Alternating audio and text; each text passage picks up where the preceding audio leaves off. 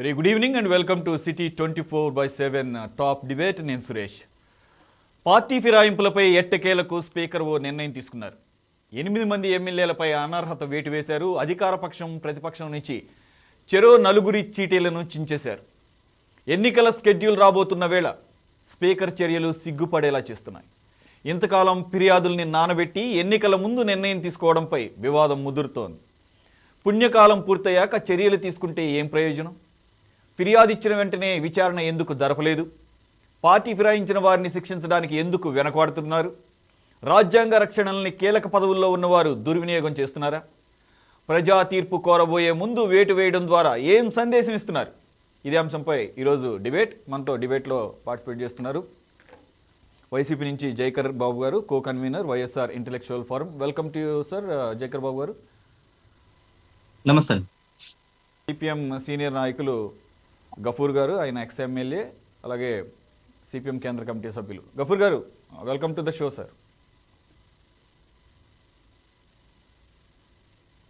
అలాగే మరి కాసేపట్లో టీడీపీ నుంచి ఉషారాణి గారు జాయిన్ అవుతారు, అడ్వకేట్, అలాగే ఎన్టీఆర్ జిల్లా మహిళా అధ్యక్షురాలు కూడా.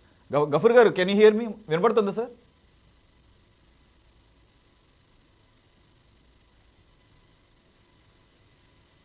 Okay, right. Jayakar Babu, I will start of with you.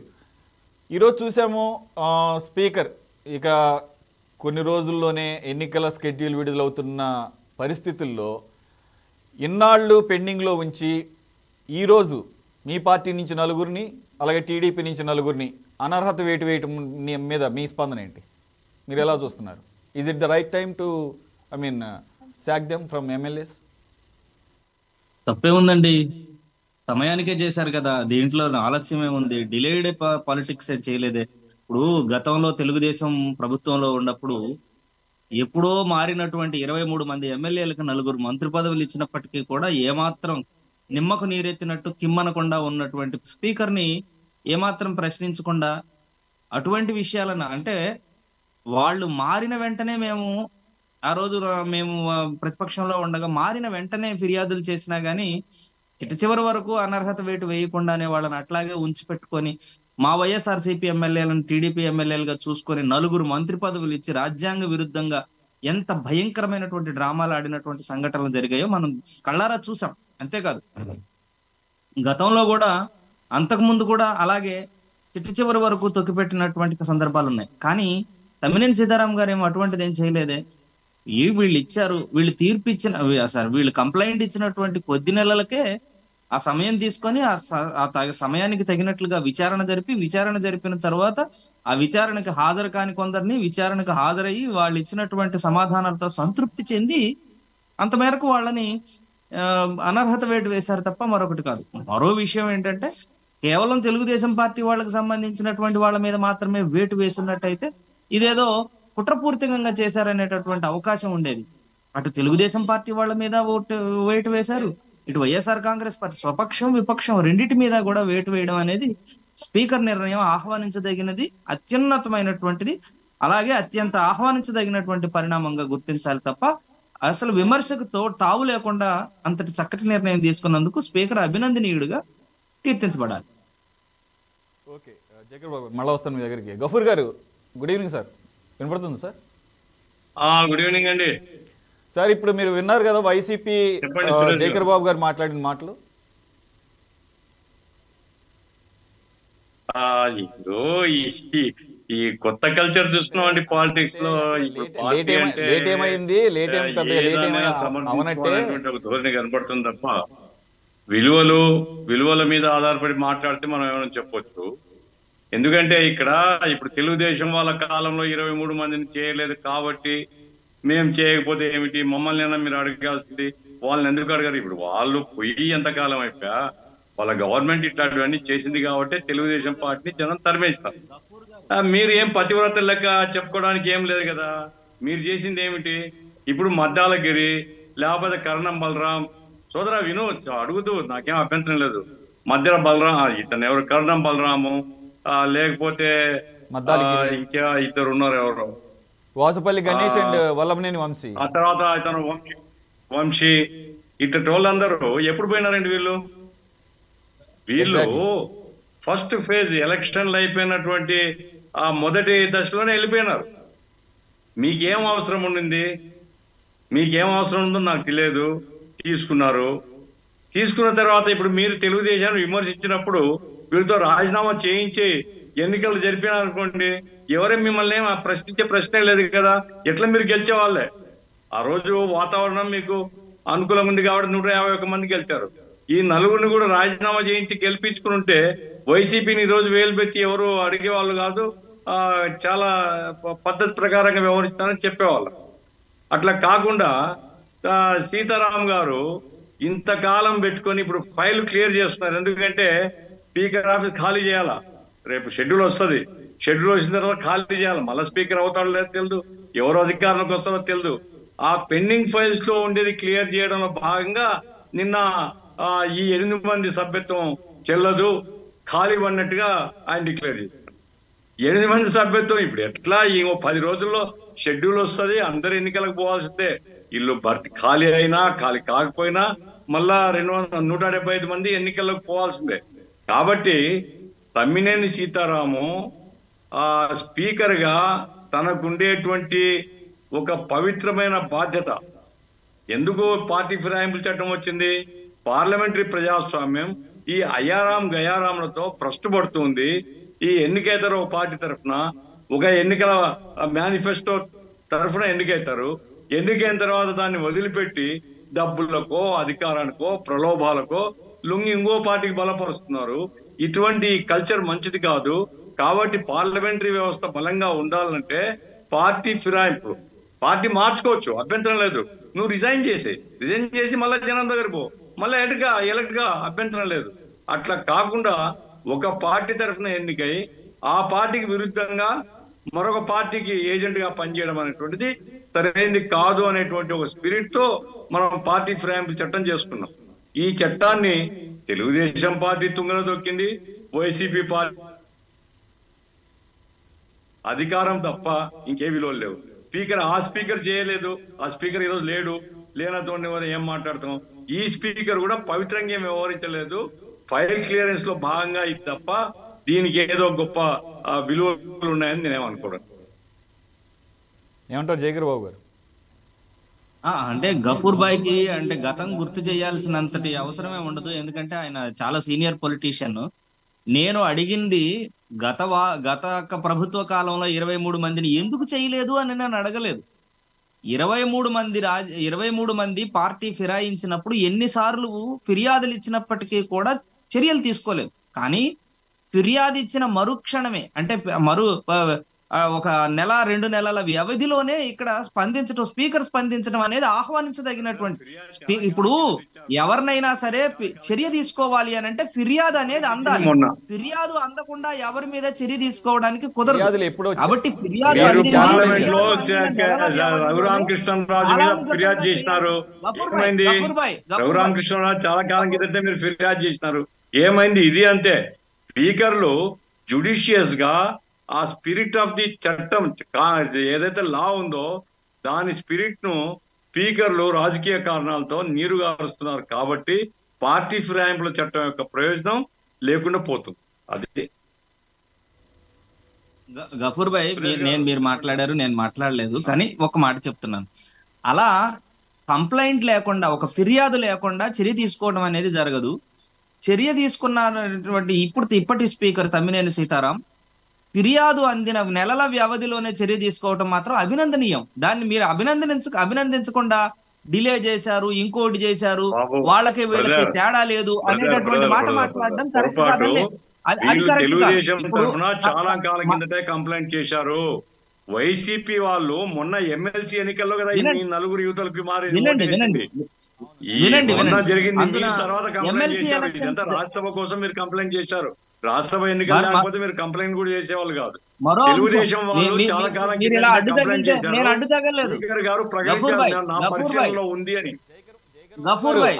Jayagiri బాబు గారు ఒక్క నిమిషం. అక్కడ అడ్డు తగలటం అంటే అక్కడ కాదు. గఫూర్ గారు చెప్తున్నది ఏంటంటే తెలుగుదేశం వాళ్ళు ఫిర్యాదు చేసి చానాళ్ళు అయ్యింది, ఇప్పుడు కాదు ఎప్పుడో చేశారు, వాళ్ళు పార్టీని ఫిరాయించిన వెంటనే చేశారు, మీ విషయానికి వచ్చేసరికి మీ వైసీపీ ఎమ్మెల్యేలు ఎమ్మెల్సీ ఎన్నికల సందర్భంలో అంటే గత సంవత్సరమే జరిగింది కాబట్టి రీసెంట్గా కనపడుతుంది కాబట్టి అది కూడా రాజ్యసభ ఎన్నికలను దృష్టిలో పెట్టుకొని అది రీసెంట్ కంప్లైంట్, అంతవరకు మీరు చెప్పింది కరెక్టే. కానీ టీడీపీ ఎమ్మెల్యేలు పార్టీ ఫిరాయించినప్పుడు మాత్రం అప్పుడు మా వెంటనే ఫిర్యాదు చేసినా కానీ టీడీపీ ఇన్ని సంవత్సరాలు కూడా నానబెట్టారనేది గఫూర్ గారు చెప్పేది. లేదండి, లేదు. గఫూర్ గారికి నేను జ్ఞాపకం చేయాల్సినంతటి అవసరం వస్తుందని నేను అనుకోను. టీడీపీ కూడా మొన్న ఈ మధ్యన 2-3 నెలల క్రితం ఇచ్చినటువంటి కంప్లైంటే తప్ప ఈనాటి వరకు ఏ విధం ఇప్పుడు ఎమ్మెల్సీ ఎలక్షన్స్ జరిగింది ఎప్పుడు? మొన్ననే కదా. మొన్న ఎమ్మెల్సీ ఎలక్షన్స్ జరిగిన తర్వాత మా ఎమ్మెల్యేలు ఎవరైతే పార్టీ ఫిరాయించడానికి ప్రయత్నం చేశారో వాళ్ళ మీద మేము కంప్లైంట్ ఇచ్చిన తరువాత వాళ్ళు కంప్లైంట్ ఇవ్వడం అనేది అది వాళ్ళ యొక్క దౌర్బల్యానికి నిదర్శనంగా భావించకుండా వాళ్ళు ముందు ఎప్పుడో ఇచ్చారు అనేటటువంటి ఒక అబద్ధాన్ని ప్రచారం చేయడం అనేది మాత్రం కరెక్ట్ కాదనేది నా సలహా. అంతే, ఇంకంతగా గఫూర్ బాయ్ లాంటి సీనియర్ నాయకుడికి నేను చెప్పాల్సినంతటి మాట కాదు. చర్య మాత్రం ఫిర్యాదు వైఎస్ఆర్ కాంగ్రెస్ పార్టీకి చెందిన మరియు తెలుగుదేశం పార్టీకి చెందిన ఇద్దరు రెండు వర్గాల మీద చర్య తీసుకోవటం అనేది అది అసలు ఆహ్వానించదగినటువంటి అద్భుతమైనటువంటి రాజ్యాంగ పరంగా ఆహ్వానించదగిన అద్భుతమైన పరిణామం. దాన్ని మీరు ఆహ్వానించలేకపోతే మనం చేయగలిగింది ఏముండదు. అయ్యా, తమ్మినేని సీతారామన్ గురించి నన్ను మాట్లాడమంటావా?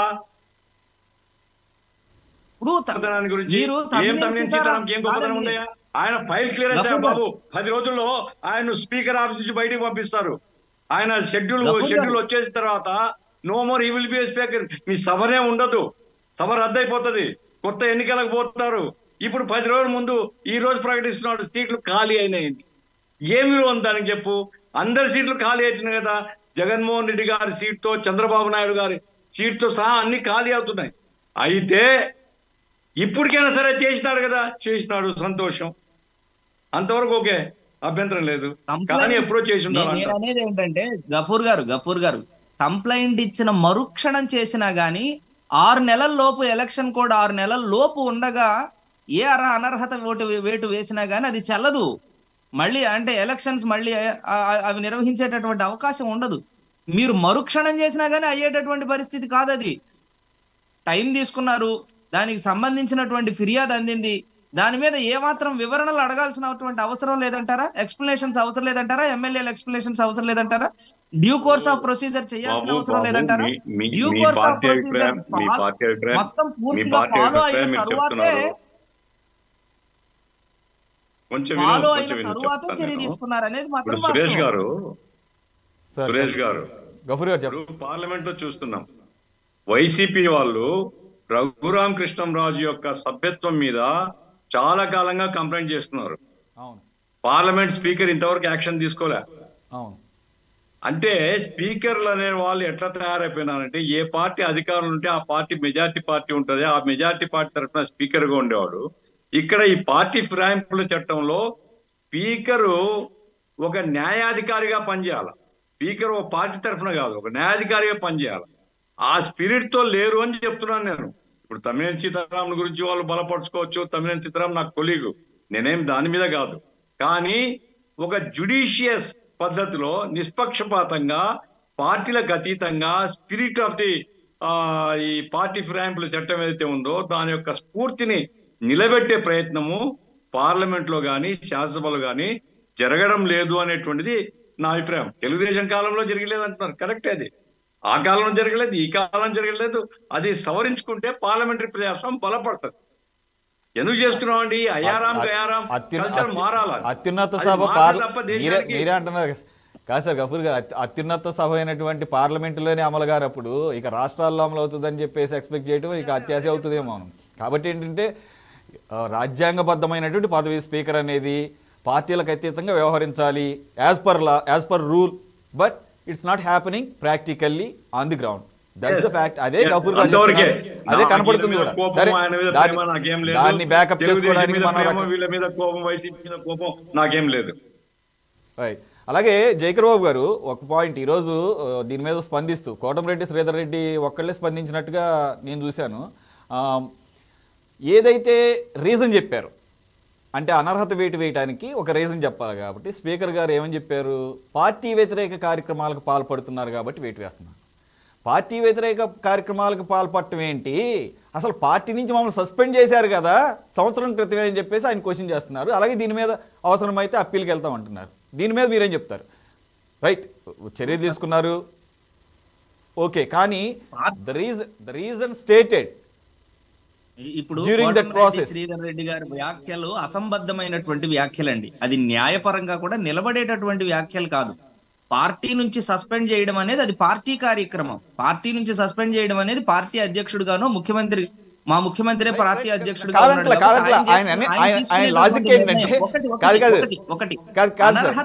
ఆయన అనేది ఏంటంటే పార్టీని సస్పెండ్ చేసిన తర్వాత స్పీకర్ తీసుకునేటటువంటి నిర్ణయం 1 year బ్యాకే పార్టీని సస్పెండ్ చేసిన తర్వాత పార్టీ వ్యతిరేక కార్యక్రమాలకు ఎలా పాల్పడగలం అనేది ఆయన చెప్పే మాట. ఈ సంవత్సర కాలం పాటు మమ్మల్ని పార్టీని సస్పెండ్ చేశారు కదా, ఇక మేము పార్టీ వ్యతిరేక కార్యక్రమాలు పాల్పడే అవకాశం అక్కడ ఉందంటున్నాడు ఆయన.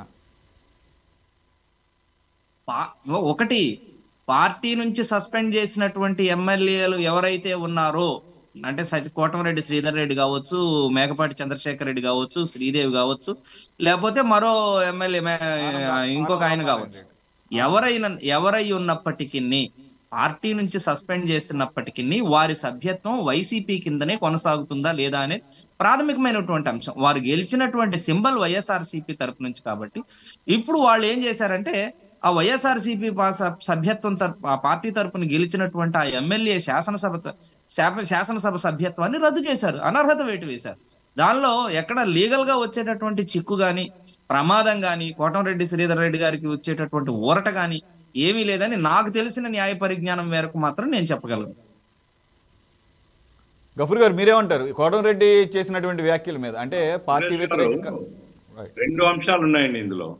ఇప్పుడు పార్టీ వ్యతిరేక కార్యకలాపాలకు పాల్గొన్నారనే పేరుతో, అంటే నేను దాని వాళ్ళు ఏం ఆన్సర్ ఇచ్చినారు, ఈయన ఏం జడ్జిమెంట్ ఇచ్చినారు నాకు తెలియదు. మీరు చెప్తున్న ఆ మాటలను బట్టి నేను చెప్తున్నాను, పార్టీ వ్యతిరేక కార్యకలాపాలు పాల్గొన్నారు కాబట్టి మిమ్మల్ని శాసనసభ్యుడిగా మిమ్మల్ని రిమూవ్ చేస్తున్న అధికారం స్పీకర్కి లేదండి. స్పీకర్ 2 అంశాల మీద అధికారం ఉంటుంది.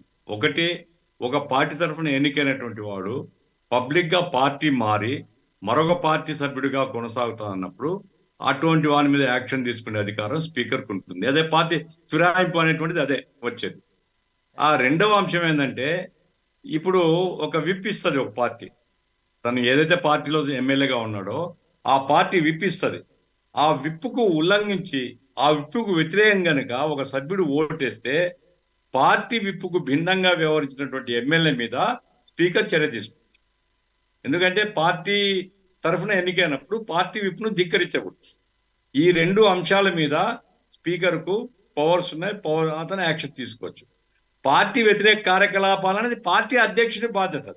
ఇప్పుడు స్పీకర్కి ఏం సంబంధం, అది ఏమి వ్యతిరేక కార్యకలాపాలు చేసినాడు, వీళ్ళు ఒక తీర్మానం చేస్తారు, అతను ఒక తీర్మానం, ఇవన్నీ స్పీకర్ సంబంధం లేదు. స్పీకర్ సభ వరకే, సభ బయటి కార్యకలాపాలకు స్పీకర్ సంబంధం లేదు. కాబట్టి సభలో ఎన్నికైన వాడు స్పీకర్ గారు పార్టీ వ్యతిరేక కార్యకలాపాలు చేశారని కాదు, అక్కడ రాజ్యాంగ ఉల్లంఘన జరిగిందని ఆయన పైన అనర్హత వేటు వేశారు. ఎందుకంటే విప్ ఇచ్చారు, విప్పును ఉల్లంఘించారు. కాంగ్రెస్ పార్టీ తరఫున ఎన్నికైనటువంటి అతను తెలుగుదేశం పార్టీకి ఎమ్మెల్సీ ఎలక్షన్స్ లో ఓటు వేశారు. అది పూర్తి స్థాయిలో రాజ్యాంగ విరుద్ధమైనటువంటి పని. అందుకని ఆయన మీద అనర్హత వేటు అనేది వేశారు తప్ప పార్టీ కార్యక్రమాలకు భిన్నంగా చేశారు అనేటటువంటి ఆయన వ్యాఖ్యలని, కోటమిరెడ్డి శ్రీధర్ రెడ్డి వ్యాఖ్యలను నమ్మడం గాని, ఆయన అంత పరిగణలోకి తీసుకోవడం గాని సరైంది కాదని నా ఉద్దేశం. జయకర్ బాబు, ఇప్పుడు శాసన మండలి ఎన్నికల్లో ఎమ్మెల్యేలు సీక్రెట్ ఓటు వేస్తారా, ఓపెన్ ఓటు వేస్తారా? బ్రదర్ మిమ్మల్ని అడుగుతున్నా. సీక్రెట్ ఓటేనన్నా. అంటే ఒక్క విషయం, మేము ఓటు వేసామని ఎవరు వేస్తారు, ఎవరు తెలుస్తారు? మేము తెలుగుదేశానికి ఓటేసామని ప్రకటించుకున్న వాళ్ళు తెలుగుదేశానికి ఎలా ఓటు వేయగలిగారు, విప్పుని ఎలా ధిక్కరించగలిగారు అనేది, ఎవరికి ఓటు వేశారనేది కనిపెట్టడం పెద్ద సమస్యతో కూడుకున్నటువంటి పని కాదు కదా. అది దాన్ని మామూలుగానే వెళ్లాల్సినటువంటి అవసరం లేదు కదా. వాళ్ళ పని పార్టీ వాళ్ళ కూడా డిఫెన్స్ అంతా చేయగలుగుతుంది కదా. ఏమంటే ఆ రోజు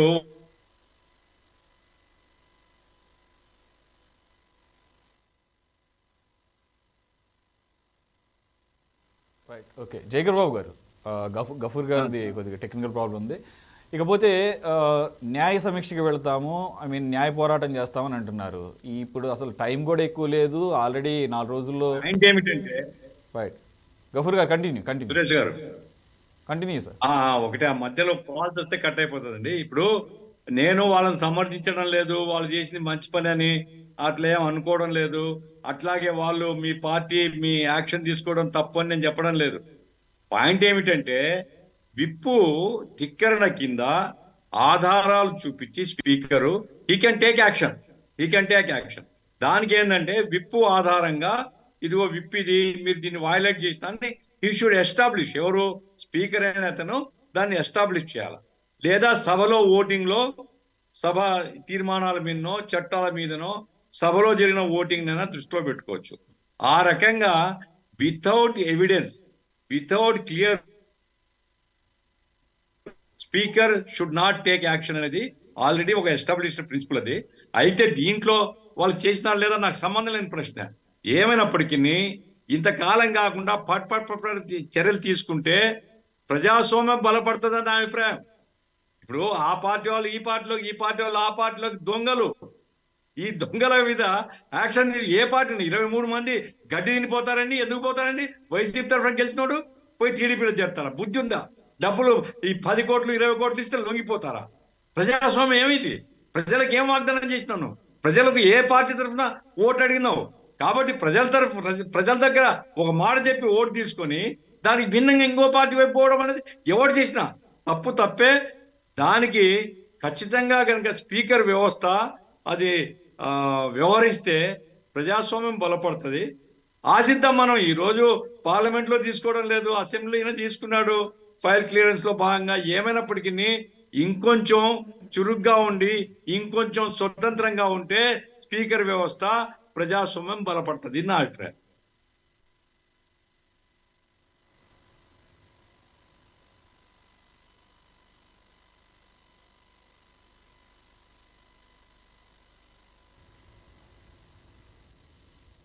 జయకర్ బాబు గారు, ఒకసారి చెక్ చేయండి, మీది ఆడియో రావటం లేదు.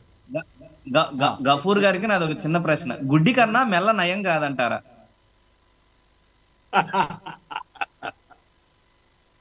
అంటే ఇది సరదా ప్రశ్న. సో మెల్లని బ్రదర్ నేను చెప్తాను చూడు, ఎందుకంటే ఇది పొలిటికల్ గా నువ్వు మాట్లాడుతున్నావు. నాకేమి జగన్మోహన్ రెడ్డి మీద లేదా వైసీపీ మీద నాకు ప్రత్యేక కోపం లేదు. నాకెందుకు ఉంటుంది కోపం? అట్లాగే తెలుగుదేశం మీద నాకేం ప్రత్యేక ప్రేమ లేదు. నేనేమంటే ఓ ప్రిన్సిపల్గా కనుక అన్ని పార్టీలు ఉంటే వ్యవస్థ బాగుండాలి. ప్రజలకు ఏదైతే వాగ్దానం చేసి ప్రజలకు చెప్పి ఈ పార్టీ తరఫున గెలిచినామో ఆ పార్టీని మోసం చేసేటువంటి దానికి ఎవరు సిద్ధపడకూడదు. సిద్ధపడితే కనుక ఇటువంటి ఈ అన్యాయము లేదా ఇటువంటి అక్రమాలు నివారింపబడతాయని తప్ప ఇక గుడ్డ మెల్లన ఇంకా దాంట్లో చర్చలో అనవసరం. ఈ ఇద్దరు తప్పే, శివప్రసాద్ గారు చేసిన తప్పే, సీత తప్పే. ఆయన పార్లమెంట్ స్పీకర్ ఉన్నాడు ఒక ఆయన పేరు నాకు గుర్తులేదు, ఆ రఘురామకృష్ణంరాజు రోజు వైసీపీని తిడుతుంటాడు, వైసీపీ పార్లమెంట్ మెంబర్ అని చెప్పుకుంటాడు. ఇదే చిత్రము, ఇదే అర్థమే కాదు ఇది. అతను హీ షుడ్ రిజైన్. అతను వైసీపీకి రాజీనామా చేయాలి. చేసి నువ్వు మళ్ళీ పార్లమెంట్కి పో, పార్లమెంట్ సభ్యత్వానికి రాజీనామా చేసి వచ్చి గఫూర్ గారు చేశారుగా. జస్ట్ ఒక 2 days బ్యాక్ అనుకోండి చేసింది కదా ఆయన వైసీపీకి ప్రాథమిక సభ్యత్వానికి. బట్ ఎంపీకి వాళ్ళు చేయలేదు. నవ్వుతారండి. ఇగో 10 రోజుల్లో షెడ్యూల్ వస్తే ఆయన 2 days లో రాజీనామా చేసేది ఏముంది? అదే వీళ్ళేమంటే ఆయన కొట్టినాం కదా చాలు అనుకుంటున్నారు. వీళ్ళు కాళ్ళు బాగా వాసినట్టు కొట్టినాంలే చాలు, ఇంకా ఉంటే ఉండాలి అని వీళ్ళు అనుకున్నారు. కానీ ప్రజాస్వామ్య వ్యవస్థలో తప్పు. అది రఘురామకృష్ణ చేసి తప్పు, ఎవరు చేసి తప్పు. ఇంకోటి, కొట్టాము అనేది మాత్రం అది వాస్తవం కాదు. అది ఆయన అలా కొట్టాము అనేటటువంటిది క్రియేట్ చేసుకోవడం, అది ఆయన ఏదో సానుభూతి పొందటం కోసం, లేకపోతే ఆయన ఏదో ఒక ప్రత్యేకమైనటువంటి ఒక అంటే తన పంధాని ఒక ప్రత్యేకమైనటువంటి పరిధిలో నడుపుకోవడం మూలాన ఆయన చేసేటటువంటి విచిత్ర వ్యాఖ్యలే తప్ప నిజానికి రాజ్యాంగ భిన్నంగా మాత్రం ఎక్కడా కూడా అతనితో వ్యవహరించలేదు. అతన్ని కొట్టాము అనేది మాత్రం చాలా తప్పుతో అంటే అది చాలా తప్పు వ్యవహారం, తప్పుడు వ్యవహారం. మీరు కొట్లా, వైసీపీ కొట్లా, పోలీసు వాళ్ళు కొట్టినారు అని సిఐడి పోలీసులు. అది నిజమో అబద్ధమో అది కోర్టులో ఉంది, సుప్రీం కోర్టులో ఉంది, ఆడ తెలుస్తుంది. మనం ఏం చెప్తాం? మా ప్రభుత్వం పోనీ మా ప్రభుత్వ హయాంలో మా పోలీసులు అనుకున్నాం, అది అవాస్తవం, అది మాత్రం. ఆయనది క్లెయిమ్. ఇకపోతే అంటే ఇందాక గఫూర్ గారు మెన్షన్ చేస్తున్నారు ప్రాపర్ ఎవిడెన్స్ కూడా చూపించాల్సిన బాధ్యత ఉందని చెప్పేసి. అయితే ఇక్కడ మీ వైసీపీ పార్టీ నుంచి డిఫెక్ట్ చేసినటువంటి ఆ నలుగురు ఎమ్మెల్యేలు చెప్తున్నది ఏంటంటే, మొదటిసారిగా జనవరి ఆఖరి వారంలో మొదటిసారి పిలిచినప్పుడు నోటీసులు ఇచ్చి ఎక్స్ప్లెనేషన్ తీసుకోవడానికి నలుగురు అటెండ్ అయ్యారు.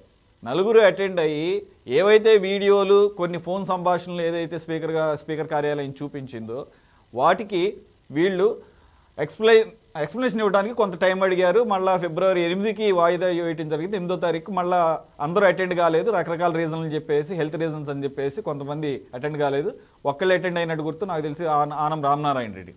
ఆయన చాలా కేటగిరికల్గా చెప్పారట, మీరు ఏవైతే వీడియోస్ లేకపోతే కొన్ని ఆడియో సంభాషణలు చూపిస్తున్నారో అవన్నీ కూడా ఫాల్స్, అవి మేము వాటిని యాక్సెప్ట్ చేయట్లేదు, అగ్రీ చేయట్లేదు, వాటిని న్యాయ సమీక్షకి నిలబెట్టాలి, అంటే వాటిని ఫోరెన్సిక్కి పంపించి అది వీళ్ళ సంభాషణనే లేదంటే కానీ అథెంటిక్ వీడియోస్, అథెంటిక్ కాన్వర్జేషన్స్ అని చెప్పేసి చూపించాల్సిన అవసరం. మరి ఇవన్నీ జరగకుండానే వేటు వేయటాన్ని ఇది ఇల్లీగల్ అని చెప్పేసి వాళ్ళు అంటున్నారు. అఫ్కోర్స్ ఈ టైంలో కోర్టులకు వెళ్ళినా అవంతా కూడా పెద్ద ఉపయోగం ఉంటుంది. కాకపోతే వాళ్ళ మీద ఒక మరక పడింది కదా, అంటే అనర్హత వేటు అనే దాన్ని నైతికంగా కరెక్ట్ కాదు అనే దాన్ని తప్పించుకోవడానికి మరి ఒక ప్రయత్నం చేస్తారో లేదు తెలియదు. మరి మీరేమంటారు? అంటే ఇప్పుడు ఏదైతే ఎవిడెన్స్ యాక్ట్ ఉంది కదా, ఎవిడెన్స్ చూపించాలనే దాని దగ్గర మీరు ఈ స్పీకర్ ఆఫీస్ కరెక్ట్గానే ఫాలో అప్ అయిందని భావిస్తున్నారా? 100% అలాగే ఫాలో అయ్యారండి. వాళ్ళకు సంబంధించినంత వరకు ఎవరికి ఓటు వేశారు అనేది కనిపెట్టడం పెద్ద సమస్య కాదు. ఆ ఓటు వేసినటువంటి విషయాన్ని వాళ్ళు కూడా బహిరంగంగా ప్రకటించడం కూడా అక్కడ జరిగినటువంటి అంశం కాబట్టి, వాళ్ళు మేము చెప్పినటువంటి వీడియోలు అబద్ధం అని, అవాస్తవం అని వారు ఒక అబద్ధాన్ని తెర మీదకి తీసుకొచ్చి దాన్ని న్యాయ సమీక్షకు నిలబడాలి అని చెప్పేటటువంటి ఒక అబద్ధాన్ని, అంటే న్యాయస్థానాలు అండగా ఉన్నాయని అనుకుంటున్నారో లేకపోతే న్యాయస్థానాలు అండగా ఉన్నటువంటి చంద్రబాబు నాయుడు గారు అండాదండలు ఉన్నాయని భావించారో తెలియదు, కానీ అలా భావించి వాళ్ళు చెప్తున్నటువంటి అబద్ధపు వ్యాఖ్యలను మాత్రం ఖచ్చితంగా ఖండిస్తాం. వాళ్ళు చేసినటువంటి పార్టీ వ్యతిరేకం ప్లస్ విప్ని ధిక్కరించి ఓటు వేసినటువంటి కార్యక్రమానికి మాత్రం సరైనటువంటి రుజువులతో మాత్రమే వాళ్ళని అనర్హత వేటు వేయటం జరిగిందండి. ఒకవేళ దాని మీద ఏదన్నా ఉంటే న్యాయపరంగా వాళ్ళు ఖచ్చితంగా చర్యలు తీసుకోవచ్చు. సో గఫూర్ గారు, ఇప్పుడు కోటమిరెడ్డి లాంటి వాళ్ళు అంటున్నారు మేము న్యాయస్థానాల్లో పోరాడతామని చెప్పేసి, దీన్ని ఎలా చూడాలి? అంటే వాట్ ఈస్ ద యూజ్? అంటే వాళ్ళ మీద పడిన ఆ మరక అది అలా కనపడకుండా ఉండడానికి వాళ్ళ కెరీర్లో అది ఒక మాయన మచ్చలాగా ఉండకూడదు అనే దాని భాగంగానే మనం చూడాలా, లేదంటే is there anything else behind it? ఇప్పుడు స్పీకర్ గారు ఒక డెసిషన్ తీసుకున్నారండి. చట్టంలో స్పీకర్ పవర్స్ ఉన్నాయి. స్పీకర్ గారు ఒక నిర్ణయం తీసుకున్నారు, మంచి చెడ్డ వేరే సంగతి. దాని మీద పోతే వాళ్ళు కోర్టుకు పోవాల్సింది తప్ప ఇంకేం మార్గం లేదు. అయితే ఆధారాలు ఏమున్నాయి అవన్నీ మనకు బయటి వాళ్ళుగా మనం ఏం చెప్తాం దాని మీద. కాబట్టి న్యాయ వ్యవస్థ దాని మీద ఏదన్నా ఉంటే వాళ్ళే తీర్మానం చేయాలి తప్ప court is the right place. పోతారా లేదా వాళ్ళ ఇష్టము. ఏముందిలే ఇది అనుకుంటే వదిలేయచ్చు, కాదు ఆ మరక తొలగించుకోవాలంటే కోర్టుకు పోవాలా. అది తప్ప స్పీకర్ ఒక డెసిషన్ తీసుకున్న తర్వాత ఇక మనం దాని మీద ఇది తప్పు అది తప్పు అని చెప్పడం కంటే న్యాయ వ్యవస్థకు వదిలేయడం మంచిది. కోర్టులో వేయడం అనేటటువంటి నిర్ణయం ఎంత మేరకు అంటే, నాకు తెలిసిన మేరకు స్పీకర్ తీసుకున్నటువంటి నిర్ణయాన్ని కోర్టులు కాదనజాలవు. కోర్టులకు అవి మళ్ళీ స్పీకర్ నిర్ణయంలో తలదూర్చేటటువంటి అవకాశం లేదు అనేది మాత్రం వాస్తవం. ఇటువంటి దాని మీద గతంలో చాలా జరిగినాయి. రోజా సస్పెన్షన్ ఇష్యూస్ లో కానీ, లేకపోతే యనమల రామకృష్ణుడు గారు ఈ శాసనసభ వ్యవహారాల మంత్రిగా ఉన్నప్పుడు ఆయన చెప్పిన కొటేషన్స్ చాలా ఉన్నాయి. స్పీకర్ ని ప్రశ్నించజాలవు కోర్టులు, స్పీకర్ నిర్ణయాన్ని ధిక్కరించజాలవు అనేటటువంటిది అది స్పీకర్ నిర్ణయం, ఆయన నిర్ణయమే ఫైనల్ నిర్ణయం అవుతుంది. దాన్ని నాకు తెలిసినంత మేరకు వీళ్ళకి లభించేటటువంటి ఊరట మాత్రము ఏమీ ఉండదు సురేష్ గారు. కోర్టులను ఆశ్రయించవచ్చు కాక, కానీ వీళ్ళకి వచ్చేటటువంటి ఊరట మాత్రం ఏమీ లభించదు, ఎందుకంటే speaker decision is final. Gafoor garu మీరేమంటారు? అంటే మీరు ఆల్రెడీ చెప్పారు ఇది స్పీకర్ నిర్ణయం అని చెప్పేసి, కానీ వాళ్ళు వాదిస్తుంది ఏంటంటే ఎవిడెన్సెస్, అంటే whatever the evidences they shown against them, the videos are the conversations, అవన్నీ స్పీకర్ ఆఫీస్ చూపించినప్పుడు ఈ వీటికి అథెంటిసిటీకి టైం పడుతుంది. ఆ అథెంటిసిటీ కన్ఫర్మ్ చేయకుండా ఈ లోపలనే నిర్ణయం తీసుకుంటాం అనేది ఎంతవరకు సమంజసం అనేది వాళ్ళు క్వశ్చన్ చేస్తున్నారు. ఈ మధ్య కాలంలో మహారాష్ట్ర అసెంబ్లీలో ఇట్లాంటి ప్రశ్న వచ్చినప్పుడు సుప్రీంకోర్టు కేసు పోయింది. సుప్రీంకోర్టు స్ట్రిక్చర్స్ పాస్ చేసింది అగ్నే స్పీకర్, నువ్వు ఏంటయ్యా నీ దగ్గర పెట్టుకుని ఫైల్ ఎంతకాలం పెట్టుకుంటావు, ప్రజాస్వామ్యాన్ని గందరగోళపరుస్తావా అనే పద్ధతిలో స్పీకర్ మీద స్ట్రిక్చర్స్ పాస్ చేసింది, ఏది సుప్రీంకోర్టు. కాబట్టి జడ్జిమెంట్స్ రకరకాలుగా ఉన్నాయి. ఇప్పుడు ఇక్కడ ఒక చర్య స్పీకర్ తీసుకున్నాడు. నా పాయింట్ ఏంటంటే దీనికి ఏదో పెద్ద విలువ ఉందని నేనేం అనుకోవడం లేదు. ఆయన ఫైల్ క్లియర్ చేయడం కోసం చేసుకున్నటువంటి కార్యక్రమం ఇది. ఆయన రాజ్యాంగం పరిరక్షణ కానీ తన మీద ఉండేటువంటి ఆ డ్యూటీని నిబద్ధతతో వ్యవహరించేటువంటి పద్ధతిలో కానీ తీసుకునే నిర్ణయం కాదు. కాబట్టి ఆధారాలు ఉన్నాయా లేదని కోర్టు నిర్ణయించాలి తప్ప మనం బయట నుంచి చెప్పలేము. కాబట్టి కోర్టు పోతారు లేదా వాళ్ళ ఇష్టం, కోర్టు ఏం నిర్ణయం చేస్తుందో వేచి చూడడం తప్ప ఇంకోటి ఏం లేదు. ఇకపోతే గఫూర్ గారు, అంటే జనరల్గా అందరూ ఎక్స్పెక్ట్ చేసింది ఏంటంటే మహా అయితే వైసీపీ ఫిరాయింపు ఎమ్మెల్యేల మీద మాత్రమే వేడి పడుతుందేమో, జనరల్గా స్పీకర్ ప్రభుత్వానికి కొద్దిగా బయాస్డ్గా ఉండే అవకాశం ఉంటుంది, అంటే మనం అది ఆన్ రికార్డు కాదు కానీ అట్లా ఉంటారు కాబట్టి అధికార పక్షానికి అని చెప్పేసి టీడీపీ ఫిరాయింపు ఎమ్మెల్యేల మీద వేటు పడదేమో అన్న కొంత సంశయాలు ఉండేవి. మరి ఈరోజు దాన్ని బ్యాలెన్స్ చేశారు స్పీకర్ గారు, అంటే ఎలాగో టైం లేదని అనుకోవాలి. సురేష్ గారు, ఈ మొత్తం episode because of Rajya Sabha elections. రాజ్యసభలో ఒక వార్త ఏమొచ్చింది, ఒక సీటుకు తెలుగుదేశం పార్టీ పోటీ చేస్తుందని. రాజ్యసభలో తెలుగుదేశానికి ఎవరు లేరు.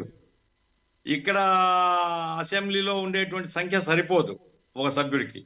కాబట్టి అసెంబ్లీలో కొంతమంది ఇప్పుడు గయారాములు ఇప్పుడు టికెట్ల కోసం బయటకు పోతున్న వాళ్ళు ఉన్నారు కదా, టికెట్లు ఇవ్వలేదని. కాబట్టి అంత గందరగోళం ఉంది. కాబట్టి ఇటువంటి వాళ్ళందరినీ మేనేజ్ చేసుకుని ఒక సీటు పోటీ చేయాలనుకుంటున్నారు అని, ఇదే నాకేం అఫీషియల్ గా తెలియదు, పత్రికల్లో వచ్చే వార్తలు తప్ప. అందుకోసము మీరు అన్నది కరెక్టే, అందుకోసం ఇంపార్టెన్స్ వచ్చింది ఈ ఫైల్ కు. లేకపోతే స్పీకర్ గారు ఈ ఫైల్ అంత పట్టించుకునే వాళ్ళు కూడా కాదు. ఇప్పుడు ఆ రకంగా బ్యాలెన్స్ గఫూర్ భాయ్ రాజ్యసభ అనేటటువంటి వ్యవహారం అసలు దీనికి సంబంధం లేదని నేను అనుకుంటున్నాను. ఎందుకంటే రాజ్యసభకు ముందుగానే చేయాలి అని అనుకుంటే ఎప్పుడో ఇచ్చిన రోజునే చేసి ఉండేవాళ్ళు. ఆ రాజ్యసభ ఏకగ్రీవం అయిపోయిన తర్వాత ఎందుకు నిర్ణయం తీసుకొని చేస్తారు? అది కరెక్ట్ కాదు. జయకుమార్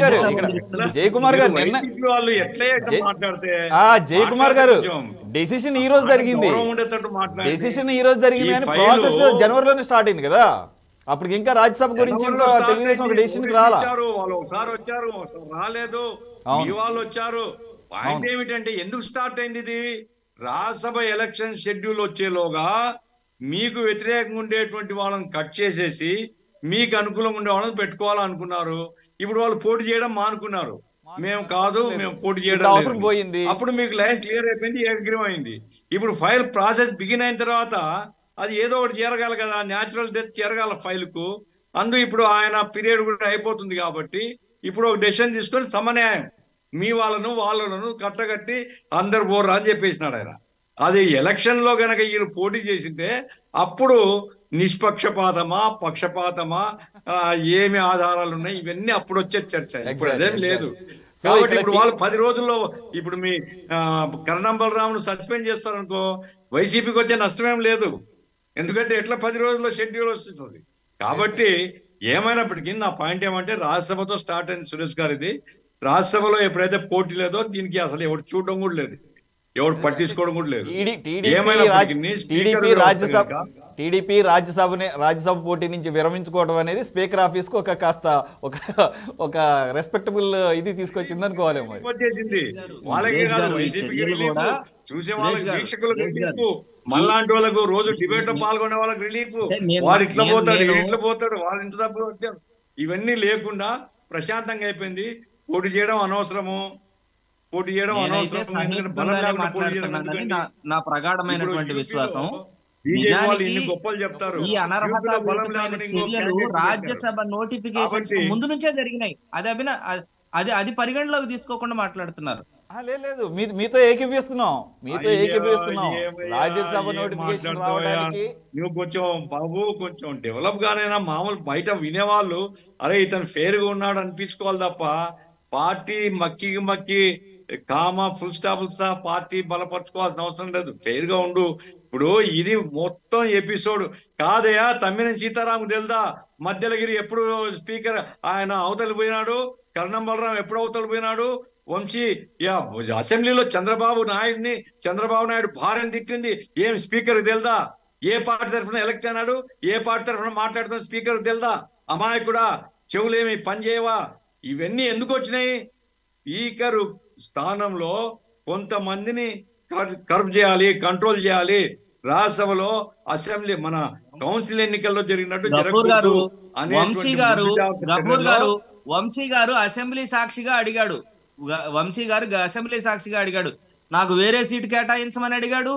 గఫూర్ గారు వంశీ గారు అసెంబ్లీలో డైరెక్ట్ గా చెప్పాడు నాకు వేరే సీటు కేటాయించండి అని చెప్పినటువంటి వ్యక్తి. అటువంటి వ్యక్తిని నన్ను సస్పెండ్ చేయండి, అవసరమైతే పార్టీ నుంచి సస్పెండ్ చేయండి అని అసెంబ్లీలోనే తెలుగుదేశం పార్టీకి అల్టిమేటం ఛాలెంజ్ చేసినటువంటి వంశీని వాళ్ళు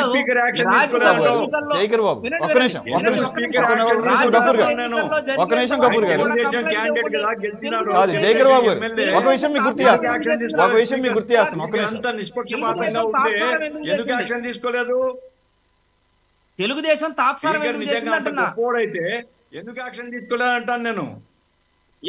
నిష్పక్షపాతంగా ఉంటే ఎందుకు యాక్షన్ తీసుకోడు? ఇప్పుడు ఫిర్యాదు చేస్తే కంపల్సరిగా ఎట్టి పరిస్థితుల్లోనూ చర్యలు తీసుకునే వాళ్ళు. ఫిర్యాదు లేదంటున్నా. సరే, ఒక విషయం గుర్తు చేస్తాను. జయకర్ బాబు చూడు, ఆర్గ్యూ చేయాల్సిన పని లేదు, కానీ నువ్వు తర్వాత చూడు, నువ్వు స్పీకర్ ఫైల్ అసెంబ్లీ ఫైల్ చూడు, ఎప్పుడో కంప్లైంట్ చేస్తారు. సరే జయకర్ బాబు గారు, కంప్లైంట్ అనేది కాసేపు పక్కన పెడదాము. అది ఎప్పుడు వచ్చింది, ఎప్పుడు యాక్షన్ తీసుకున్నారు అనేది.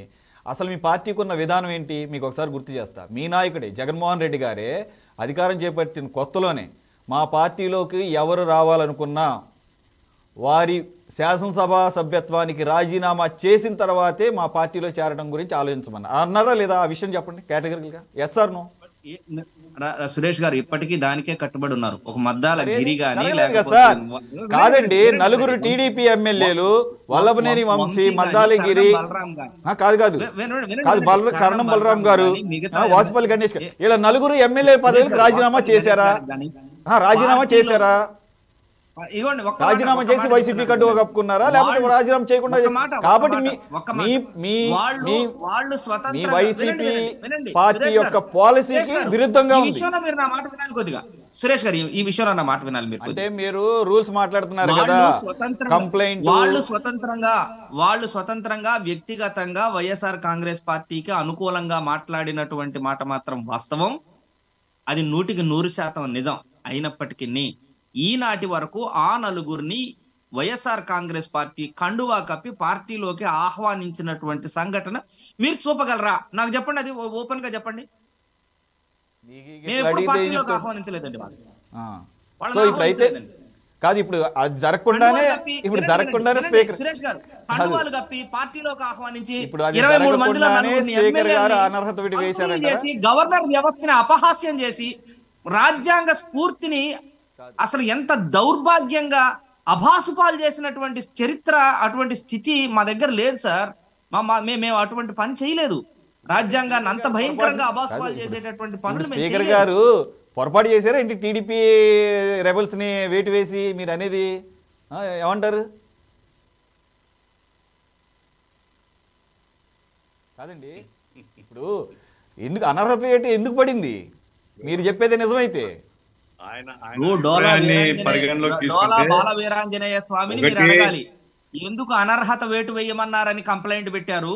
ఆ కంప్లైంట్ లో వాళ్ళు చూపించినటువంటి రీజన్స్ ఏంటి, ఏ రీజన్స్ ప్రకారం వాళ్ళని అనర్హత వేటు వేయమని వాళ్ళు ప్రకటించారో అప్పుడు డోలా బాల వీరాంజనేయ స్వామి గారిని అడిగితే తెలుస్తుంది ఈ ప్రశ్న. గఫూర్ గారు టోటల్ ఇప్పుడు మొత్తానికి జయగిరి బాబు గారు అయితే అసలు మాకే ఆ నలుగురు అసలు వైసీపీకి డిఫెక్ట్ అవ్వలేదని సురేష్ చెప్పి గారు, ఆ సోదరుడు ఏం చెప్తున్నాడంటే కర్ణం బలరాం గాని ఆయన వంశీ గాని లేకపోతే ఇంకోరు గాని వాళ్ళు వైసీపీ కండువాలు కప్పుకున్నటువంటి ఆధారాలు ఏమన్నా చూపిండి, వాళ్ళు వైసీపీ పార్టీలో చేరలేదు అంటున్నారు. అప్పుడు ఏమవుతుంది, ఆయన వాదన ప్రకారం కనుకైతే స్పీకర్ చర్య అక్రమం అవుతుంది, చట్టవిరుద్ధం అవుతుంది. ఎందుకంటే ఏ ఆధారాలు లేకుండా స్పీకర్ ఎట్లా యాక్షన్ తీసుకుంటాడు? కాబట్టి స్పీకర్ తప్పు చేసినాడన్న ఒప్పుకోవాలి. ఇప్పుడు వీళ్ళు కోటమిరెడ్డి శ్రీధర్ రెడ్డి ఆయన అదే సవాల్ చేస్తున్నాడు, ఇది అక్రమం, ఇది చర్య అని. అప్పుడు ఏమిటి, రెండు వైపుల నుంచి కూడా స్పీకర్ చర్య అక్రమము అనేటువంటి వాదనకు మనం అంగీకరించాలి. అందుకోసం గమనించాలి, ఏ వీడియోలు, ఏ చిత్రీకరణలు, ఏ మాటలు, ఏ వ్యాఖ్యలు, ఏ పోస్టర్లు వైఎస్ఆర్ కాంగ్రెస్ పార్టీకి వ్యతిరేకంగా చూయించారో వైఎస్ఆర్ కాంగ్రెస్ పార్టీ వాళ్ళు వాటిని బహిర్గతం చేయటం వీలుంటే బహిర్గతం చేయొచ్చు. అలాగే తెలుగుదేశం పార్టీ వాళ్ళు మా పార్టీకి భిన్నంగా చేస్తున్నారు, ఈ పార్టీని ఫిరాయించడానికి ఇదిగో ఇవి ఆధారాలు అని ఏం నేను ఒక్క కండువా కప్పి ఆహ్వానించడాన్ని మాత్రమే మాట్లాడాను. నేను ఇంకొక మాట కూడా చెప్పాను, వాళ్ళు వ్యక్తిగతంగా అలాగే వాళ్ళు పర్సనల్ ఇంటెన్షన్స్ తో వాళ్ళు వైసీపీకి అనుకూలంగా మాట్లాడిన మాట వాస్తవం. నేను మీకులాగానే అంగీకరిస్తున్నా, ఒక పార్టీలో గెలిచి మరొక పార్టీ తరపున వత్తాసు పుచ్చుకోవడం అనేది, వత్తాసు పలకటం అనేది కరెక్ట్ కాదు. వాళ్ళు చేసినటువంటి పనిని నేను సమర్థించను. బాబు, ఇంకో 10 days లో ఎన్నికల షెడ్యూల్ వస్తుంది, ప్రజలు నిర్ణయం చేస్తారు మంచి చెడ్డలు. ఎందుకంటే ఇప్పుడు ఈ 10 days లో స్పీకర్ చర్య ఏం తీసుకున్నా పెద్ద దానికి ఏం విలువ లేదు. వాళ్ళు ఏమంటే స్ట్రిక్చర్స్ మా మీద పాస్ అయినాయి కాబట్టి మేము కోర్టుకు పోతామంటారా, వాళ్ళ ఇష్టం, కోర్టుకు పోవచ్చు. అల్టిమేట్ గా కోర్టు ఏం చెప్తే దానికి మీరు అంగీకరించాలా, ప్రజలు అంగీకరించాలా, అందరు అంగీకరించాలా. నేను తెలుగుదేశం సపోర్టర్ను కాదు, అట్లాగే మీకు వ్యతిరేకిని కాదు, మీ సపోర్టర్ను కాదు. ఫెయిర్ గా మాట్లాడినప్పుడు ఎప్పటికెప్పుడు కనుక యాక్షన్ తీసుకుని ఉంటే ఇది ఇటువంటి చర్యలు ఎవరు తీసుకున్న తప్పు. ఒక పార్టీ తరఫున ఎన్నికైన తర్వాత ఇప్పుడు మనం వ్యభిచారం తప్పు అంటాం, ఇది రాజకీయ వ్యభిచారం కదా. ఒక పార్టీ తరఫున ఎన్నికై ఇంతకుముందు మీ వాళ్ళు పోయింది కూడా తప్పే. నాకు తమాషా ఏంటంటే జయకర్ బాబు, నాకు అడ్జస్ట్ కావడానికి ఇబ్బంది అయింది ఏమంటే, ఎవరైతే ఆ రోజుల్లో మీకు మోసం చేసి మీ పార్టీ తరఫున ఎన్నికై మీకు డిచ్ ఇచ్చి తెలుగుదేశం తరఫున చేరినారో ఇప్పుడు మళ్ళా వాళ్ళు వైసీపీ తరఫున క్యాండిడేట్లు అవుతున్నారు. ఎట్లా పార్టీలు నడుపుతున్నారు అని నాకు అర్థం కావడం లే. ఏ విలువలు లేవు, ఏ పద్ధతులు లేవు, ఏ నీతి లేదు. ఇప్పుడు మా దగ్గర ఎమ్మిగనూరు క్యాండిడేట్ మీరు ప్రకటించారు, ఈ వ్యాఖ్యలను ఖండిస్తున్నానండి గఫూర్ భాయ్, ఈ వ్యాఖ్యలను నేను ఖండిస్తున్నాను. ఆ 23 మంది ఎమ్మెల్యేలలో ఏ ఒక్కడు వైఎస్ఆర్ కాంగ్రెస్ పార్టీ నుంచి ఫిరాయించిన ఎమ్మెల్యేలలో ఏ ఒక్కడు కూడా మా ఎమ్మెల్యేగా ఇప్పటి వరకు బీఫారం తీసుకోలేదు. బ్రదర్ చెప్తాను చూడు, ఆమె మా దగ్గర ఎంపీ ఉండింది, పేరు నాకు సడన్ గుర్తు రావడం లేదు. బుట్టా రేణుక. ఇప్పుడు మీ ఎమ్మిగనూరు క్యాండిడేట్ ఎవరు చెప్పు? ఎమ్మిగనూరు క్యాండిడేట్ బుట్టా రేణుక కదా. ఆమె డబ్బులు తీసుకొని తెలుగుదేశంలోకి పోయింది, అందరికి తెలిసిన ఫ్యాక్ట్ అది. మరి ఆమె ఈరోజు ఎమ్మిగనూరులో క్యాండిడేట్ వైసీపీ తరఫున వైసీపీకి మోసం చేస్తే మళ్ళీ వైసీపీ క్యాండిడేట్. ఇప్పుడు మా దగ్గర ఒక చర్చ జరుగుతుంది, ఇప్పుడు ఈ లోకల్ ఇప్పుడు ఉండేటువంటి ఎమ్మెల్యేని మారిస్తే మళ్ళా ఇంకొక పాత ఆయన్నే పెడతారని. నేను ఎందుకంటే పేర్లు చెప్పడం మంచిది కాదు, నా ఇంట్రెస్ట్ ఏం లేదు దీంట్లో. కాబట్టి నేను చెప్పేది ఏమిటంటే, ఏ పార్టీ అయినప్పటికీ తెలుగుదేశమైనా వైసీపీ అయినా నీతి నిజాయితీ కట్టుబడి ఉంటే ప్రజలు గౌరవిస్తారు, ప్రజాస్వామ్యం బతుకుతుంది. అట్లా కాకుండా అవకాశవాద పద్ధతిలో పోతే ప్రజాస్వామ్యం చచ్చిపోతుంది. డబ్బులే మిగులుతాయి, ఇంకేం మిగిలం. జగన్బాబు గారు అంటే సురేష్,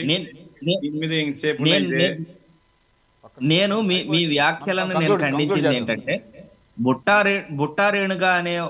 రేణుక జాయినింగ్ ఒక్కటి మాత్రమే మీకు అభ్యంతరకరంగా ఉండుండొచ్చు, కానీ బుట్టా రేణుక అక్కడ జరిగినటువంటి సంఘటన సందర్భం రెండు వేరు. అసలు అందున బుట్టా రేణుకను గురించి నేను మీకు చెప్పాల్సినటువంటి ప్రత్యేకమైనటువంటి అవసరం ఎందుకు లేదు. ఎందుకంటే ఆవిడ మీ జిల్లాకు సంబంధించిన మీ జిల్లాకు సంబంధించిన ఎంపీగా ఉన్నారు. మీ మీ మీ పక్క జిల్లాకు సంబంధించినటువంటి ఎమ్మెల్యేగా కూడా ఇప్పుడు ఎమ్మెల్యే క్యాండిడేట్ గా ఎంచుకోబడ్డారు. ఆవిడ గురించి నేను మీకు ఎక్స్ప్లెనేషన్ ఇవ్వడం మా జిల్లాలోనే వినండి వినండి వినండి వినండి అయ్యా. ఇప్పుడు మీ ఎస్వి మోహన్ రెడ్డి మీకు నాయకుడు, ఎస్వి మోహన్ రెడ్డి మీకు నాయకుడు, బుట్టా రేణుక క్యాండిడేట్, ఇంకా ఎమ్మెల్యేగా కాదు, అప్పుడు ఎంపీగా పోటీ చేసింది, అప్పుడు ఎంపీగా ఉన్నది ఆవిడ. నంద్యాల పైప్స్ రెడ్డి గారు, నంద్యాల రెడ్డి గారు, వీళ్ళు గీత, వీళ్ళందరూ వెళ్ళడం జరిగింది. ఆవిడ ఇప్పుడు కాదు జాయిన్ అయింది, పార్టీలో జాయిన్ అయింది. తన తప్పు తెలుసుకొని తను ఈ ఎలక్షన్స్ ముందు వచ్చి జాయిన్ అయ్యి టికెట్ తెచ్చుకున్నటువంటి సందర్భం కాదు. తెలుగుదేశం ప్రభుత్వాన్ని కోల్పోయిన వెంటనే వైఎస్ఆర్ కాంగ్రెస్ పార్టీ అధికారంలోకి వచ్చిన తర్వాత ఆవిడ ప్రలోభాలకు గురయ్యానన్న సంగతి గుర్తించి ఆవిడ వెంటనే పార్టీలోకి రావడం జరిగింది. అది మిగతా వాళ్ళు ఎవ్వరూ పార్టీలోకి రాలేదు, టికెట్ తెచ్చుకోలేదు. నేను ఆ విషయాన్ని చెప్తున్నా, నేను ఎవరికి ఇవ్వలేదు అని అన్నది అందుకని. ఆవిడ పార్టీ ప్రభుత్వంలోకి రాగానే వచ్చారు. ఆవిడ వచ్చిన తర్వాత 4.5 సంవత్సరాల తర్వాత ఆవిడకి టికెట్ ఇచ్చారు తప్ప ఆవిడనే వెంటనే ఏదో ఎమ్మెల్సీనో ఎమ్మెల్యేనో చెప్పండి. ఎందుకంటే వాళ్ళ పార్టీ మర్యాద ఇస్తున్నాడు ఆయన.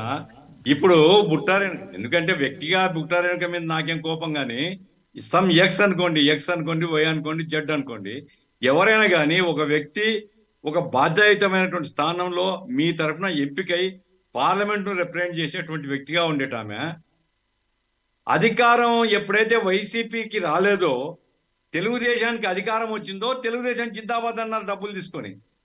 తెలుగుదేశం అధికారం ఎప్పుడు పోయిందో, వైసీపీ అధికారంలోకి వస్తేనే తెలుగుదేశాన్ని వదిలిపెట్టి వైసీపీ జిందాబాద్ అన్నారు. దీన్ని ఏమంటారు? ఇప్పుడు ఆమె మళ్ళీ క్యాండిడేట్ మీకు. ఏ ప్రమాణాలు ఏంటంటే ఆవిడ ఒక్కటే ఎక్సెప్షన్ అంటున్నారు, మిగిలిన విషయాల్లో ఇబ్బంది లేదు. ఆ ఎక్సెప్షన్ కూడా ఆవిడ ఒక్కడే పార్టీలోకి తన ప్రలోభానికి గురై నేను తప్పు చేశానని వచ్చినటువంటి ఆవిడ ఒక్కతే.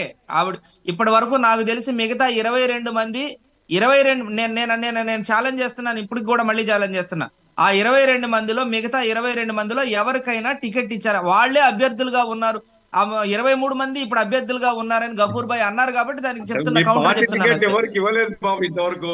మీ పార్టీ క్యాండిడేట్ డిక్లేర్ చేయలే. వైవి సుబ్బారెడ్డి ఏమన్నాడు? ఇంతవరకు ఉండే వాళ్ళు ఇన్ఛార్జులు క్యాండిడేట్లు కాదు, మళ్ళా క్యాండిడేట్ ను ప్రకటిస్తామన్నాడు. కాబట్టి ఎవరికి లేనప్పుడు ఎవరికి ఇవ్వలేదు, ఎవరికి ఇచ్చినారని మనం ఎట్ట చెప్తాం? వేచి చూద్దాం. అంత ఎందుకు అంత తొందరపాటు ఏం అవసరం లేదు, వేచి చూద్దాం. ఇవ్వకపోవడం మంచిది, ఇచ్చినారనుకోండి అది మీకే అపకీర్తి. జగన్ బాబు గారు క్లోజ్ చేసేద్దాం. దానికన్నా ముందు ఈరోజు కాసేపటి క్రితమే మంగళగిరిలో మీ నాయకుడు అంటే సీఎం జగన్మోహన్ రెడ్డి గారు పార్టీ ముఖ్య నాయకుల్ని, సీనియర్ లీడర్స్ని పిలిపించి ఇక ఎన్నికలకు సమాయత్తం కావాల్సిన టైం ఇక ఇది we are in the last 2 months అని చెప్పేసి అంటున్నారు. అలాగే అన్ని రకాలుగాను గ్రౌండ్ లెవెల్లో ప్రతి ఓటర్ని కూడా 4-5 సార్లు కనీసంగా కలవాలని చెప్పేసి అంటున్నారు. అంటే ఇక మీరు సిద్ధం అంటున్నారు కాబట్టి ఇక పూర్తి స్థాయిలో సిద్ధం అన్నట్లుగా ఒక అదంటే పోల్ బగుల్ అంటారు, పోల్ బగుల్ అని చెప్పేసి ఇక మోగించినట్టేనా నగారా? ఖచ్చితంగా అండి, మేము ఎప్పుడు సిద్ధంగానే ఉంటాం. అయితే దీనికి ఒక పాయింట్ యాడ్ చేయాలి. సోషల్ మీడియాని ఇంకా ఉత్సాహంగా పనిచేయాలంటున్నారు. ఆల్రెడీ సోషల్ మీడియాలో రచ్చ అయిపోయి అసలు మొత్తం వ్యవస్థనే భ్రష్టు పట్టిస్తున్న సమయంలో ఒక ముఖ్యమంత్రిగా ఉండి ఆయన సోషల్ మీడియా ఇంకా యాక్టివ్ కావాలంటే ఏంటి? సోషల్ మీడియాలో ఏం చూస్తున్నాం? ఓపెన్ చేస్తే బూతులు, అటు బూతులు ఇటు బూతులు. మీరని వైసీపీ అని కాదు, టీడీపీ అని కాదు, ఇంకా కొన్ని మిగిలిన పార్టీలని కూడా కాదు, ముఖ్యంగా మీ 2 పార్టీలు ఏది ప్రభుత్వంలోనూ ప్రధాన ప్రతిపక్షంగా ఉన్నాయి కాబట్టి మరి ఆయన సోషల్ మీడియాను కూడా స్పెసిఫిక్గా మెన్షన్ చేయడాన్ని ఎలా చూడాలి? అంటే ఇంకాస్త రెచ్చగొట్టే కార్యక్రమం. ఒకటి మీడియా ఎంత దరిద్రమైనటువంటి స్థితిలో ఉన్నది కాబట్టి సోషల్ మీడియా యాక్టివ్ అవ్వాలనేటటువంటిది. ఇప్పుడు రిపేర్ ఒక నిమిషం సురేష్ గారు ఒకే ఒక సోషల్ మీడియాకి అద్దోదుపు లేదండి. మీడియాలో మీరు మేము ఎట్లా పడితే అలా మాట్లాడలేము. ఒక్క నిమిషం, మీడియాలో ఫార్మల్ ట్రయల్లో విలువలు భాగంగా ఇంతకు ముందు లాగా లేవు అంటం వరకు మీ- కొంత ఇది ఉంది. మీడియా నేను ఒక విషయం చెప్తున్నానండి. ఫార్మల్ ట్రయల్లో భాగంగా దాన్ని డిటాచ్ చేస్తే ఫ్లోటింగ్ బ్రిడ్జ్ మీద ఒక్క రోజుకే తొలి రోజుకే తెగిపోయింది అని రాసేటటువంటి మీడియా ఉన్నప్పుడు సోషల్ మీడియాని యాక్టివేట్ అవ్వకుండా ఎలా ఉండమని చెప్పగలుగుతారు? నేను ఇప్పుడు social media ఇప్పుడు తప్పు పట్ల కానీ ప్రపంచానికి social- నిజాన్ని తెలియజేయగలుగుతున్నటువంటి అందున ఈనాడు గాని ఆంధ్రజ్యోతి గాని ఇటువంటి పేపర్లు ఛానళ్లు ప్రభుత్వం మీద చిమ్ముతున్నటువంటి విషయానికి విరుగుడుగా పనిచేస్తున్నటువంటి సోషల్ మీడియాని యాక్టివ్ గా ఉండమని చెప్పడంలో తప్పేంటో నాకు అర్థం కాలేదు. మీరు సోషల్ మీడియాని అలా అంటున్నారా ఇలా అంటున్నారా అని ప్రతి వాస్తవాన్ని వెలుగులో ఈ రోజు ఇలాంటి దుష్ట చతుష్టయం విషపత్రికలు చేస్తున్నటువంటి విష ప్రచారాన్ని దునుమాడుతున్నటువంటి ఏకైక అద్భుతమైనటువంటి ఆయుధం సాధనం సోషల్ మీడియానే. తప్పే ఉంది, నాకు అర్థం కాలేదు. రైట్ అంటే మీ సైడ్ నుంచి కూడా ఉందిలేండి. మీకు మీడియా లేదా ఏంటి? మీకు సొంత మీడియా మీకు లేదా? మీకు ఓన్ సోషల్ మీడియా సైన్యం మీకు లేదా? సార్ గఫూర్ గారు ఒక్క పాయింట్ ని టచ్ చేసి మనం కంక్లూడ్ చేద్దాం. ఈ రోజు రీసెంట్ అంటే కాసేపటి క్రితమే ఆయన మాట్లాడిన మాటలు మీకు కోట్ చేశాను. జయకర్ బాబు సోషల్ మీడియాని యాక్టివేట్ చేస్తాం, అది యాక్టివేట్ చేసుకోండి, ఏ పార్టీ అయినా చేస్తుంది. నిన్న అనంతపురం పబ్లిక్ మీటింగ్ లో షర్మిల గారు ఒక మాట అన్నారండి. ఎవరు షర్మిల? వైఎస్ షర్మిల, జగన్మోహన్ రెడ్డి గారి చెల్లి. నేను జగన్మోహన్ రెడ్డి గారి చెల్లెలను నన్ను పట్టుకొని వైసీపీ సోషల్ మీడియాలో నా వ్యక్తిత్వాన్ని, నా భర్తను, నా కుటుంబాన్ని రచ్చగీడుస్తున్నారు, ఇది చాలా దుర్మార్గము అనేసి ఇప్పుడు నేను చెప్తే జయకర్ బాబు బాధపడాలా? నేను చెప్పడం కాదు, వైఎస్ షర్మిల. మరి వైఎస్ షర్మిలను సోషల్ మీడియాలో కంప్లైంట్ కూడా వ్యక్తిగతమైనటువంటి క్యారెక్టర్ అసాసినేషన్ చేయొద్దు.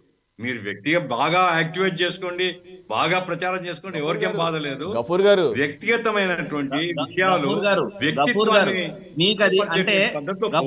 గఫూర్ గారు మీకు ఆ వాస్తవం తెలియదు కాబట్టి నేను మీకు తెలియజెప్పడానికి ప్రయత్నం చేస్తా.